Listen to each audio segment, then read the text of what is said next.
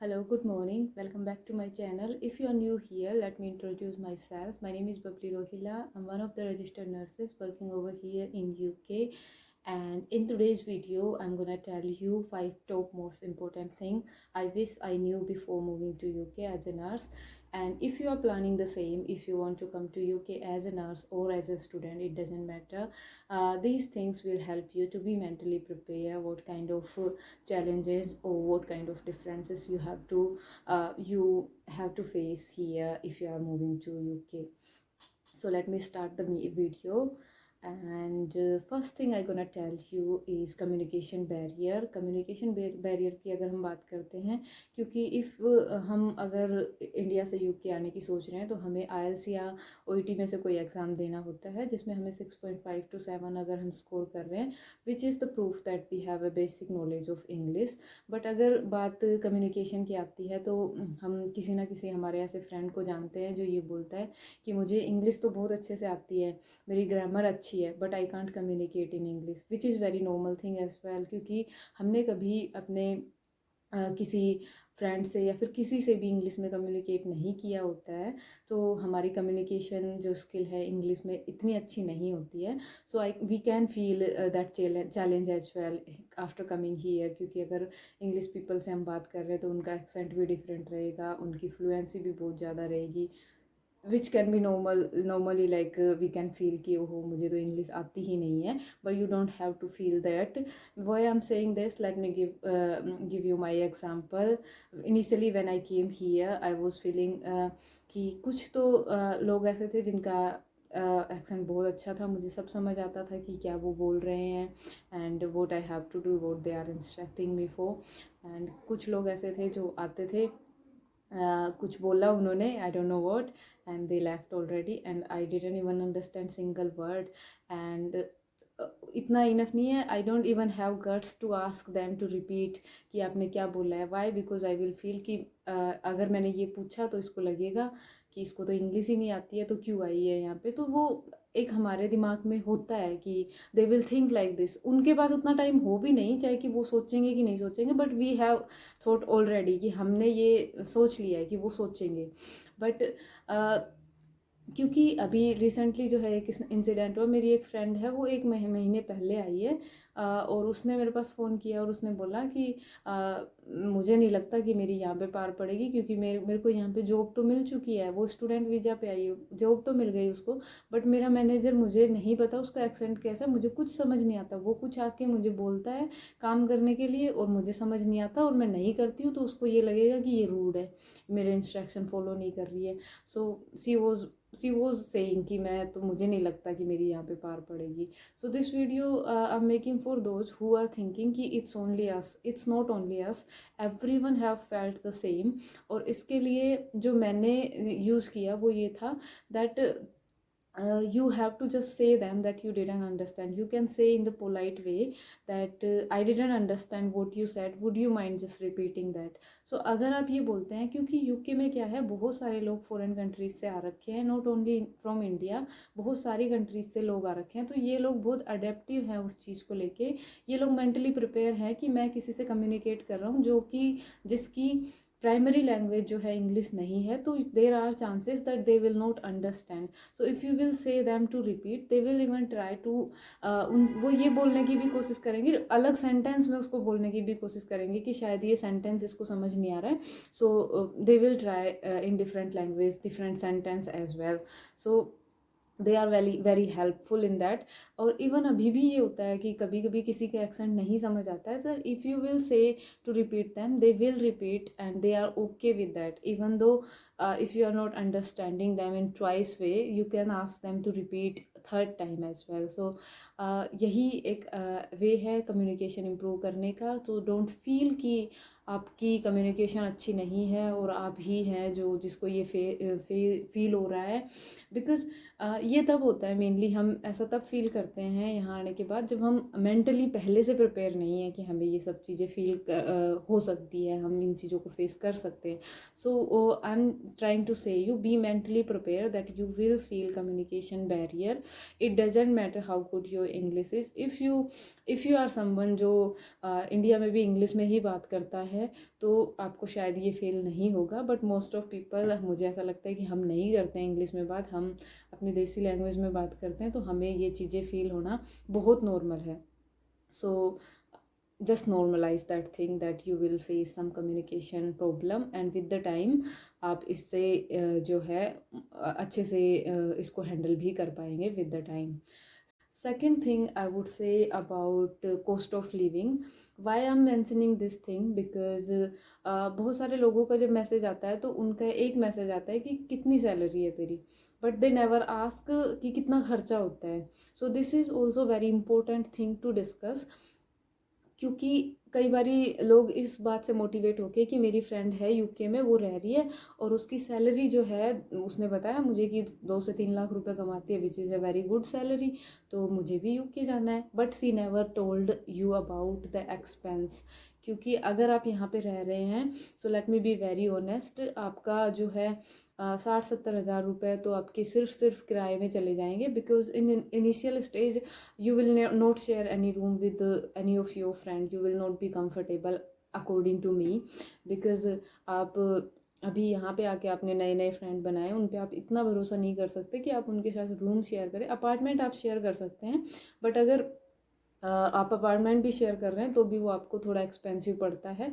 जो मैं अभी यहाँ पे रह रही हूँ, मेरा यहाँ पे 60 हज़ार के समथिंग किराया है, और उसके अलावा बिजली का बिल, इसके अलावा काउंसिल टैक्स, बहुत सारे टैक्सेस जो होते हैं वो अलग चीज़ें हैं. तो अगर मैं आपको ऑनेस्टली बताऊँ, सो आप अगर नॉर्मल लाइफ स्टाइल भी मेंटेन कर रहे हैं तो उसमें आपका 90 हज़ार से 1 लाख रुपए तक का महीने का खर्चा हो जाता है. या दैट इज़, ये सुनने में ऐसा लग रहा होगा अच्छा 1 लाख रुपए, हाँ ये नॉर्मली आपका 1 लाख रुपए खर्च हो जाएगा, which is very normal.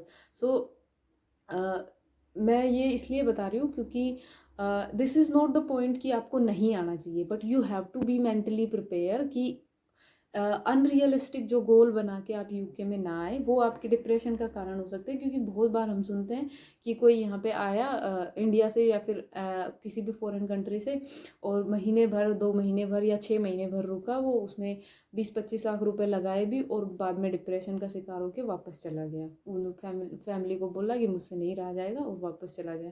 That is not a good thing, isn't it? So इसका रीज़न क्या हो सकता है कि आपने अनरियलिस्टिक बहुत सारे गोल बना लिए हैं कि एक बारी यूके जाना है, 2 साल रुकूंगा, 50 लाख 30 लाख इतने इकट्ठे करके लाऊंगा और वापस आ जाऊंगा. That is not a realistic goal. अगर आप काम करने के लिए बहुत डेडिकेटेड हैं, you can save as much as you want, कि आप में जितना डेडिकेशन है आप उतना कमा सकते हो. बट इनिशियल स्टेज पे मैं क्या बोलूँगी कि आप इनिशियल स्टेज पे अनरियलिस्टिक गोल लेके ना चलें, और आप उतना ही सोच के आएँ जो रियल है. इसके लिए अपन क्या कर सकते हैं कि जो हमारे यूके में या फिर अदर फॉरेन कंट्री में जो फ्रेंड्स, जो आपके रियल फ्रेंड्स हैं, जो आपको सच बता सकते हैं, उनसे जितना हो सके आप कांटेक्ट में रहें. उनसे पूछने की कोशिश करें कि भाई क्या यहाँ की रियल कंडीशन है, क्या आप गोल मेंटेन कर सकते हैं, कितनी आपकी सेविंग्स हो सकती है, और कितने आपके एक्सपेंस हो सकते हैं, उसके बारे में आप डिस्कस करें. But I am not saying don't come to UK, but don't come with unrealistic goals. जो आपकी एक्सपेक्टेशंस है उनको बहुत हाई रख के आप यूके में ना आए. This could be the reason of your depression as well, and then you will plan to go back to India, and ये आपके लिए एक चैलेंजिंग पार्ट हो सकता है. तो आप कॉस्ट ऑफ लिविंग के लिए मेंटली प्रिपेयर रहें. अगर आपको नहीं पता है और आप चाहते हैं कि मैं cost of living in UK पे एक सेपरेट वीडियो बनाऊं, then you can comment me down in comment section, और you can tell me separately as well. I will be more than happy to make a video on realistic expense in UK, और normal अगर आप lifestyle maintain कर रहे हैं तो कितना आपका खर्चा आता है, उस पर मैं एक वीडियो बना दूंगी. बट या don't come with the unrealistic goal. So third thing is work culture. So work culture is very different from India. क्योंकि वर्क कल्चर की अगर हम बात करें तो मेन डिफरेंस जो है सीनियर जूनियरिटी का. यहाँ पे ऐसा कुछ नहीं है कि कोई सीनियर है कोई जूनियर है. आप की खुद की अपनी जिस भी बैंड पे आप जिस भी पोजीशन पे हैं, आपकी खुद की रेस्पॉन्सिबिलिटी है, एंड आपको खुद का काम करना है. उसके अलावा if you have time to help anyone else as well, you can help, but you don't have to. इसमें ऐसा नहीं है कि वो आपका सीनियर है या जूनियर है, आपको उसका काम करना पड़ेगा, ऐसा कुछ नहीं होता. You have your own responsibility responsibility. और सेकंड थिंग जो आती है, अकाउंटेबिलिटी होती है यहाँ पे। अगर आप अपने पेशेंट को कोई भी मेडिकेशन दे रहे हैं तो उसके लिए आप खुद रेस्पॉन्सिबल है। You have to have the knowledge कि इस मेडिकेशन का मेरे पेशेंट पे क्या इफ़ेक्ट रहेगा, इसका क्या साइड इफ़ेक्ट है, और अगर मैं इस पेशेंट को ये मेडिकेशन दे रहा हूँ, अगर इसको रिएक्शन होती है, then you will be the responsible person for that. आप ये नहीं बोल सकते, जैसे फॉर एग्जांपल आपके डॉक्टर ने आपके पेशेंट के लिए एक डोज लिखी है, एक मेडिकेशन लिखी है, उसका डोज जो है उसने जो गलती से हाई डोज लिख दिया है, बट आपने वो मेडिकेशन दे दी because your doctor have written that. So उसको अगर पेशेंट को रिएक्शन हो जाता है उस हाई डोज से, सो आप ये नहीं कह सकते कि ये डॉक्टर ने लिखा था इसलिए मैंने दिया है। यहाँ पे आप ने क्योंकि वो मेडिकेशन दी है, then you have the accountability, you have the responsibility to give answer to that mistake as well. आपका डॉक्टर भी उसके लिए रेस्पॉन्सिबल है क्योंकि उसने लिखा है, but you are the responsible as well क्योंकि आपने वो मेडिकेशन दी है, because you have done the diploma or degree then in nursing, then you have to have the knowledge of the medication, इसके क्या रिस्क हो सकते हैं, क्या साइड इफ़ेक्ट्स हो सकते हैं। तो उसमें आप भी उतने ही ट्रबल में रहेंगे जितने आपका जो डॉक्टर है। So you have the right to ask the question कि अगर आपको ये लग रहा है कि नॉर्मली इतनी डोज हम नहीं देते हैं, then you have to question your doctor कि I am not happy with that prescription, और फिर वो उसको रिव्यू करता है, और अगर वो प्रिस्क्रिप्शन गलत है तो डॉक्टर उसको चेंज करता है। तो मोस्टली इंडिया में जो है, मैंने काम नहीं किया है, बट जो होता है, मैंने बहुत सारे लोग जो जिनसे कांटेक्ट किया है वो यही बोलते हैं कि जो आपके डॉक्टर ने लिखा है हम उस प्रिस्क्रिप्शन को दे देते हैं, और जो अगर कुछ मिस्टेक होती है तो doctor will be the responsible for person for that. But यहाँ पे ऐसा नहीं होता है। If your doctor have written something which is not correct and if you have given that prescription, you are the responsible person as well. So उसमें अगर कुछ भी होता है तो आप भी उसमें उतने ही इन्वॉल्व हैं जितने की डॉक्टर हैं, तो आप दोनों की गलती है, then you will be responsible for that as well. So उसमें आपको अगर लग रहा है कि आपकी जो प्रिस्क्रिप्शन है वो आपको नहीं लग रहा है कि पेशेंट को ये दवाई देनी चाहिए, तो you have to ask you have the right to ask from doctor कि मुझे नहीं लगता है, I am not happy to give that medication to my patient, and doctor will understand that as well. वो ईगो पे नहीं लेगा कि मैं तो डॉक्टर हूँ, आप ऐसे कैसे बोल सकते हो, वो ईगो पे नहीं होता है। यहाँ पे बेसिकली ये होता है कि मोस्टली जो है डॉक्टर यहाँ पे नए आए हुए होते हैं, और जो बैंड 6-7 होती है उनको डॉक्टर से ज़्यादा नॉलेज होती है यहाँ पे, मेनली मैंने ये देखा है। तो doctor even ask them their opinion as well about the medication और एवरीथिंग। दे वो उनके ओपिनियन, यहाँ पे एक टीम की तरह पे वो काम करते हैं। उनको ये नहीं लगता कि मैं नर्स से थोड़ी ना ये क्वेश्चन पूछूंगा, मैं तो एक डॉक्टर हूँ। यहाँ पे ऐसा कुछ आज तक मुझे ऐसा कभी फील नहीं हुआ। यहाँ पे इवन जो डॉक्टर होते हैं वो बैंड 6-7 से जाके अपना ओपिनियन पूछते हैं कि सिस्टर क्या ये दवाई दे सकते हैं, क्या क्या कैसा रहेगा इसको देना, या फिर ऐसे प्रिस्क्रिप्शन। तो यहाँ पे एज ए टीम वो काम करते हैं। But the point is work culture is very different. You are accountable what you are doing for. And documentation, third thing अगर हम बात करें तो डॉक्यूमेंटेशन बहुत ज़्यादा इम्पोर्टेंट है इसमें। यहाँ पे हमें नर्सिंग नोट्स लिखने होते हैं, each and every step what you have done for your patient. अगर कभी जैसे आपके पेशेंट ने आपसे मिसबिहेव किया या फिर कुछ भी है, और उसके बाद अगर आपका पेशेंट आप पे वापस में बोलता है कि नहीं, नर्स ने मेरे से मिसबिहेव किया है, and you don't have any documentation for that, then अगर आपके पास आपने उस दिन का कोई डॉक्यूमेंटेशन नहीं किया है, तो यू डोंट हैव एनी, आपके पास कोई प्रूफ नहीं है कि ये सब उस दिन हुआ था। But if you have documented everything very clearly in your nursing notes, then यहाँ पे एक प्रूफ रहेगा कि हाँ इस दिन ये वाली चीज़ हुई थी, तो उसके बाद आपके पास प्रूफ है कि हाँ ये वाली चीज़ मैंने डॉक्यूमेंट करी है। तो डॉक्यूमेंटेशन का यहाँ पे बहुत ही ज़्यादा इंपॉर्टेंट होता है, और बहुत सारा डॉक्यूमेंटेशन यहाँ पे करना होता है, which is different from India as well. So many of people can feel कि हाँ थोड़ा वर्क कल्चर जो है बहुत डिफरेंट है यहाँ पे comparison to India. So these thing you can feel, so be mentally prepare for that as well. क्योंकि बहुत सारे लोग इंडिया से काम करके जो आ रखे होते हैं 5-10 साल, तो उनको ये लग रहा होता है कि हमारा तो you what I'm saying is you need to be mentally prepared that you need to start from the initial it doesn't matter कि आपको कितना एक्सपीरियंस है, बट आपको शुरू से स्टार्ट करने की आपकी कैपेसिटी होनी चाहिए, तभी आपका यूके जो है मूव करना ठीक रहेगा। अदरवाइज़ तो आप ये सोच सकते हैं कि यार मैंने 5 साल इंडिया में काम किया, वो तो कुछ काम ही नहीं आ रहा, क्योंकि यहाँ पे मुझे स्टार्टिंग से स्टार्ट करना है। So you have to start from basic, because everything is different here. Even अगर आप आईवी भी दे रहे हो तो यहाँ पे बहुत डिफरेंट रूल है, हर चीज़ के लिए पॉलिसी है, हर चीज़ के लिए गाइडलाइन है, which you have to follow as a registered nurse, because you have your PIN and you have the responsibility to make your pin safe, isn't it? So yeah, these things are very different. Apart from this, if I will talk about is growth opportunity, because यहाँ पे ऐसा नहीं है कि अगर आप as a if you are coming from foreign country you will start from band 5 से आपकी जॉब स्टार्ट होती है। इसके अलावा if you are very dedicated to are your profession, और अगर आपको ये है कि मुझे आगे मूव करना है, so band 5 is not the only way. So you can do specialisation which is band 6। उसके अलावा आप बहुत सारी यहाँ पे अपॉर्चुनिटीज़ होती हैं। बैंड 6 पे आप वार्ड में काम कर सकते हैं, स्पेशलाइजेशन कर सकते हैं। सी कोट जो है क्रिटिकल केयर आउटरीच टीम, इसमें आपको अगर आईसीयू का एक्सपीरियंस आप लेते हैं तो आप इसमें जा सकते हैं। डायबिटिक स्पेशलिस्ट नर्स, बहुत सारे स्पेशलाइजेशन कोर्स होते हैं, वो आप कर सकते हैं। तो ग्रोथ अपॉर्चुनिटी जो मुझे लगता है वो बहुत सारी है यहाँ पे। आप किसी फील्ड में अगर इंटरेस्टेड हैं उसमें मास्टर करके आप उस रिसर्च में जा सकते हैं, एडवोकेसी में जा सकते हैं, और बहुत सारी रिस्पॉन्सिबिलिटीज़ हैं different. Next thing if I will discuss is weather. Weather is very different India के कंपैरिजन में। यहाँ पे बहुत ज़्यादा ठंड होती है, so you need to be mentally prepare for that as well. एक अम्ब्रेला आपको हमेशा आपके साथ रखना पड़ेगा, क्योंकि बारिश यहाँ पे कभी भी हो सकती है। Initially when I came here, एक दिन धूप हो रही थी बहुत ज़्यादा, और मेरी फ्रेंड ने बोला कि छाता तो रख ही लेते हैं, तो मैंने बोला छाता क्यों रखना है, but after 10 minutes it start raining and I was thinking okay we have to keep.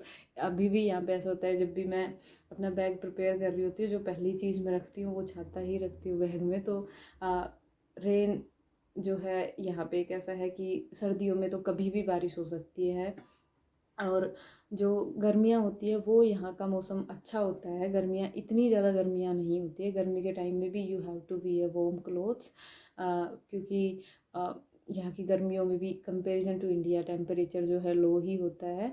और गर्मियों में एक चीज़ अच्छी होती है कि धूप खिलती है, तो आप जो बाहर घूमने जा सकते हैं। गर्मियों का वेदर जो है यहाँ पे बहुत अच्छा होता है घूमने के लिए भी। And you have to be mentally prepare कि यहाँ पे बहुत सारी सर्दी, बहुत ज़्यादा सर्दी होती है। सो अगर आप उनमें से हैं जिनको सर्दी का इन्वायरमेंट ज़्यादा पसंद नहीं आता, बारिश ज़्यादा पसंद नहीं आ सकती, सो आपको यहाँ पे थोड़ी प्रॉब्लम हो सकती है। So be mentally prepare and think about that again, that अगर आपको सर्दी पसंद नहीं है, so I don't think that is a wise decision to come to UK, क्योंकि यहाँ पे मोस्टली सर्दियाँ होती हैं। I am the one who like cold weather मुझे अच्छा लगता है, बट बारिश तो मुझे भी अच्छी नहीं लगती है। तो बारिश के टाइम में तो बहुत ज़्यादा प्रॉब्लम यहाँ पे होती है, but summers are very good, जहाँ पे घूमने आप निकल सकते हैं। These are some changes you can feel if you are coming from outside of the UK, and uh, the main motive of making that video, try not to be depressed, क्योंकि यहाँ का जो वेदर सर्दियों में जो है थोड़ा depressive हो जाता है। उसमें आपके पास अगर कोई आपके क्लोज फ्रेंड नहीं है, अगर आपके पास कोई फैमिली मेम्बर नहीं है, तो you can feel depressive as well, but which is very normal. If you are feeling something different, just try to make a group with your friend, और उनसे बात करें। Try to make a contact with people who are already living in UK, in foreign countries, उनसे बात करने की कोशिश करें। एंड आप जैसे ही बात करना स्टार्ट करेंगे, आपको पता लगेगा कि they are on the same page as well, you are not the only one.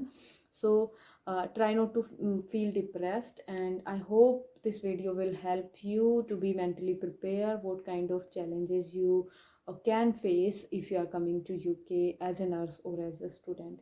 Thank you for watching, and thank you so much for your support, guys. Thank you.